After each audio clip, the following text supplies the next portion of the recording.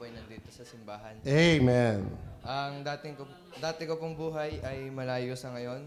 Puno ng Amen. kasalanan at kamunduhan, paglalaro ng online games, pagmumura, pag-inom ng alak, at panonood ng kung ano-ano, at napakadami pang iba. Ako po ay nakakilala sa Panginoon dahil sa mga taong kanyang ginamit, katulad ng aking kapatid na lagi akong sinusuportahan. At kay Kuya Henry na inimbitahan ako mula po nung Sport Fest hanggang sa magkasunod-sunod na po ang pagsimba hanggang ngayon. Amen. At dahil nga po nagkasunod-sunod na ang pagsimba, ay sunod-sunod din po ang hipo ng salita ng Diyos sa aking puso. Praise the Lord. Parang ako po yung tinutukoy ni Pastor at nagpapasalamat po ako tungkol doon. Wala akong kasalanan dyan. Habang tumatagal ay nakikita ko na din po ang pagbabago sa akin. Amen.